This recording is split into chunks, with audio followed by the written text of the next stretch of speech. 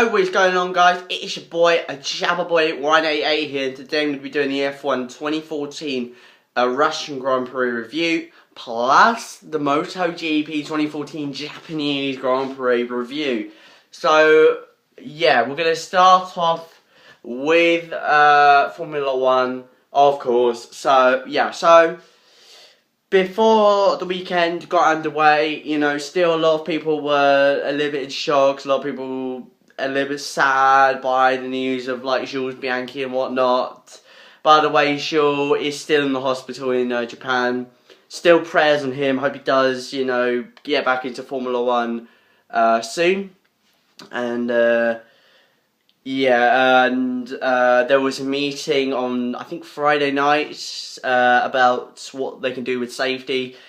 And I think, in my opinions, the safety is alright. I think what happened there should have been a safety car guaranteed, because it was right in the firing line of anyone losing it, and it was the case with Jules Bianchi. So I think next time in future, if they have a driver who is in a dangerous position, in the firing line position, then they really need to bring out a safety car, to be honest, And also another thing, when the yellow flags come out, I think the drivers need to be more disciplined, to be honest. In terms of how much time they are supposed to lose, because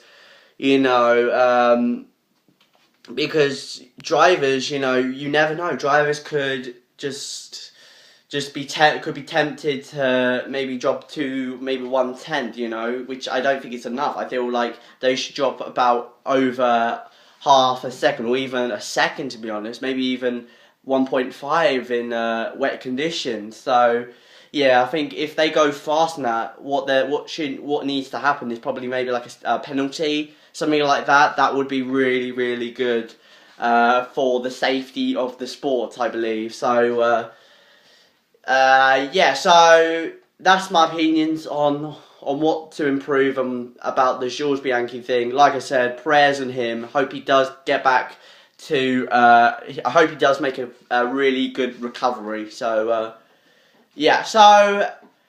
moving on from that. Before Saturday, before qualifying, Lewis Hamilton had made a little error. He locked up his brakes and spun, and Lewis went across the track, going into the pit lane. He went across the track, which the stewards felt was a little bit dangerous, but I think he got away with it. No penalty was issued for Hamilton there, which is good.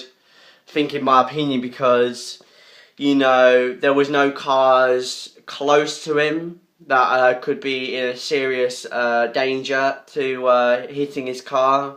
So I think, in my opinion, just Lewis, bringing the car back to the pits, in my opinion.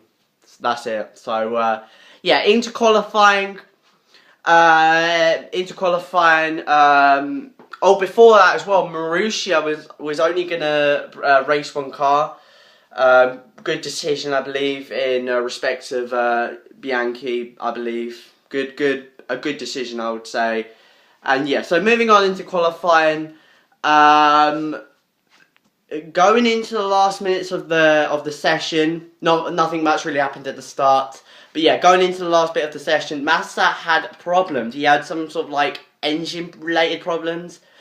So as a result, he was out of Q1. He would start in 18th place, and then into Q2, Sebastian Vettel out of Q2. He struggled with his car. His car really struggling to match the top runners, just because he was running a Renault engine. And remember, Renault now and in the past have had trouble with speed. And remember, this track is more favourable to speed. So yes, Vettel and Red Bull really struggling at the Sochi track.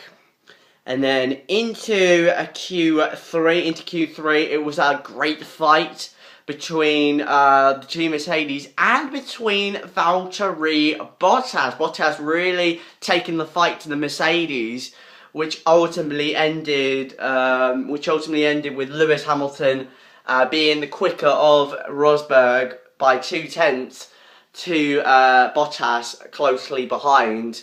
Button in fourth, good result for him. I think his second highest, I believe, to Britain. I'm not quite sure if that's right. Correct me if I'm wrong. And Danny Kvyat, his best qualifying this year and in his career as well. That's fantastic to the Russian driver, especially on his home circuit. That is absolutely brilliant for the Russian there. And yeah, so going into the race, it was a good start for Lewis Hamilton, and Nico Rosberg got a bad start, tried to get in the slipstream of Lewis Hamilton going down into turn 2, but as soon as they went into turn 2, Nico locked his brakes up, ran completely wide, took the lead, but at the end of the first lap, he went into the pits during the first lap he reported that he had vibration issues, which cost him a little bit of the race. So yeah, unlucky for Nico Rosberg. I think Nico really should have let that one go. You know, think of the long game. You know, I think he should have thought of the long game, to be honest, and you know, got Lewis maybe at the end or maybe in the middle, something like that. You know, so yeah, Nico being I think a little bit being a bit impatient, I would say. So yeah, so moving on. We saw a good fight. We saw a really good fight between the Red Bulls and the Toro Rossos. And they were battling hard, but I think Kvyat dropped back. He dropped like down to 10th after, so yeah, unlucky for him. But I think Jean-Eric Vergne was right in there with the Red Bulls. I'm not quite sure if he finished ahead of them or behind. So yeah, but it was a good fight. I think in the start between the Red Bulls and the Toro Rossos. Nico, by the way, dropped down to almost last. Bar Massa had to pit. I don't know why that was the case. I think it was a team's I think it was a team call. I don't know. So yeah, he dropped down to the back, Massa, and yeah, and Rosberg really did a good job, you know, of getting himself back into the field, making incredible passes, you know, making incredible passes over other drivers. And remember, guys, after the team told him that he had to bring these tyres to the end, which I thought was impossible, absolutely impossible, because you would never think that these tyres would be able to do 52 laps. I've never seen that happen in Formula 1 before, but yeah, but Nico was going to try it out. So yeah, Nico was still out there just overtaking cars, trying to catch up to the top 3 or something like that, and then also as well as that, Lewis still leading from Bottas by about 2 seconds, I believe. Bottas keeping Lewis honest, but in the end, Lewis just absolutely had the measure over Bottas and pulled out, I believe, like a 15-second lead, which was absolutely amazing. Also, another thing as well, Adrian Sutil tried to go around the outside. I tried to outbrake and go around the outside of Grosjean, which unfortunately ended with Sutil, which ultimately ended with Grosjean hitting Sutil. In my opinion, I think it was a clumsy mistake by Grosjean. I think it was a racing incident and a little bit clumsy by Sutil, because because the corner is very tight. Probably not good for a too wide situation, and yeah. So I believe, in my opinion, I think it was a clumsy mistake by both of them, to be honest. So. Yeah, so later on, we saw a really good fight on the last couple of laps between. Ricciardo and Alonso, but that didn't really. I don't think Ricciardo could get past Alonso, so that really ended up being a single file battle, to be honest. And Bottas hanging on to Rosberg. About the gap was 5 seconds. By the way, Rosberg jumped to second, which is unbelievable. And yeah, in the end, it was Lewis Hamilton who took, I think, his eighth or seventh victory of the season. A brilliant victory by Lewis, and also he calls Nigel Mansell's record of 31 Grand Prix victories an absolutely incredible record by the British driver, of course. So yeah, a very, very deserving victory by Lewis Hamilton. And also Nico Rosberg came home in second place, managed to keep the tyres. I can't believe how he did that. That was unbelievable. 52 laps on the medium tyre. Jesus Christ. And I think, honestly, thinking of that now, I really think going into next year's race, I think Pirelli need to do something about the tyre life and tyre degradation and whatnot, because I feel it's going in the way of the conservative area more than the other way. So I think they need to make the tyre a bit more worse in terms of the tyre wear and the tyre gradients and whatnot. So yeah, hopefully that'll happen for next year. But yeah, a great drive by Lewis. And also, by the way, Mercedes grabbed their first constructors win at Russia. A great job by Mercedes. Completely dominated the season, of course. And yeah, an unbelievable season by Mercedes. And yeah, so that's it for the Russian Grand Prix. Next up, it is the Japanese Grand Prix for MotoGP. So, as a little disclaimer, I didn't get to see Q1. Never got a chance to see it, so I'll just move on to Q2. So, into Q2 of the MotoGP Grand Prix of Japan. We saw a really good fight between the Hondas, the Yamahas, and the Vizioso. The Vizioso really showing the Ducatis, really showing that Ducati have caught up massively to the likes of Yamaha and Honda, and it was a great fight. Valentino and Jorge pushing Dovizioso hard, but in the end it was Dovizioso who got on pole position for the Grand Prix of Japan at Twin Ring Motegi. And also as well in the final few moments of qualifying, Pedrosa chucked his bike down the road, going into the last part of the circuit. He basically lost, I think he lost the rear end, and went off, and his session was done.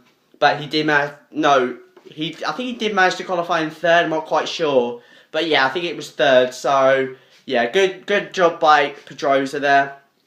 Marquez fourth. Really weird to see Marquez right down there. I really thought a Honda's home circuit they'll be massively dominant, but that wasn't the case. So yeah, disappointment you would say from the Honda team there. So yeah, moving on, and going into the race, it was a good start from the Yamahas. The Yamahas got away 1-2.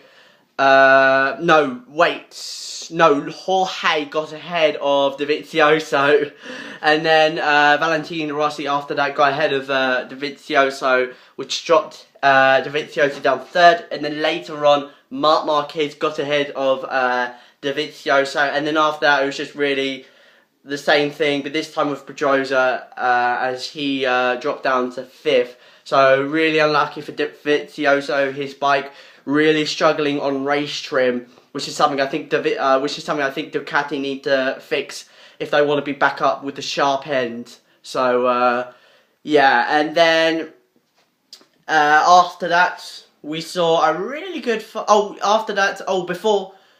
It was actually Rossi ahead of Jorge, and then Jorge got ahead of Rossi. My mistake there. Sorry about that, guys. Yeah, Rossi got ahead of Jorge for a little bit, but then Jorge Lorenzo got ahead of Rossi, going down into, I think it was down that one straight before the bridge.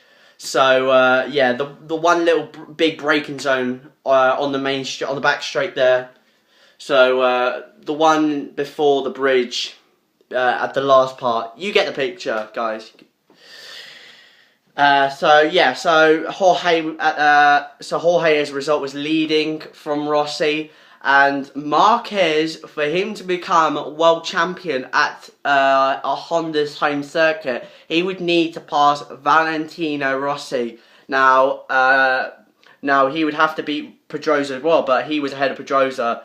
And to be honest, he was well dominating. He was well beating. He was clearly dominating Pedrosa. So it looked. So that was done for Pedrosa. Now it was Rossi. Now he needs to get past Rossi.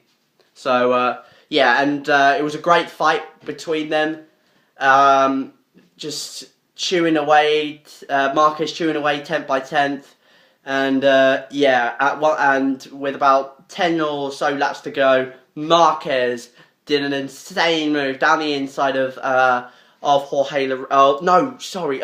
Valentino Rossi, going down into the corner, corner after the 130R corner, to overtake Rossi, but Rossi got back down the inside of Marquez to retake second place. So Valentino Rossi trying to make sure that Marquez didn't get it done at Japan there, but eventually Marquez did get the job done, going down the inside again into the corner after the 130R corner to take second place and to have a few laps left of becoming the 2014 MotoGP champion. And yeah, and then after that, in the end, it was Jorge Lorenzo that took the Japanese Grand Prix race win, and second place went to Marc Marquez, who was this year's MotoGP champion. I mean, unbelievable by this dude. Incredible. This man he's like a god. He is like a god in MotoGP. You know, he has conquered everything, to wet weather, to crashing out. He's just unbelievable. I mean, over 10 victories, I believe.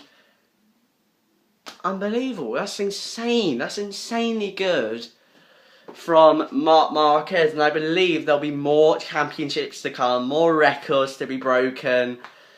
Oh my days, this kid is a star for the future, no doubt. I mean, a two-time world champion in his second year.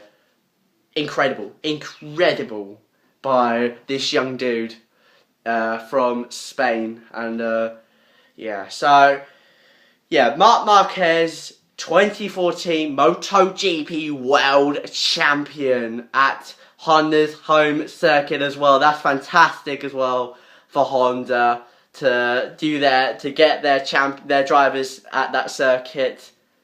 Brilliant, absolutely brilliant. So yeah, so that's it, guys. Hope you guys enjoyed this video. If you did, click the like button. And yeah, it's your boy John 18. I'm out. Peace.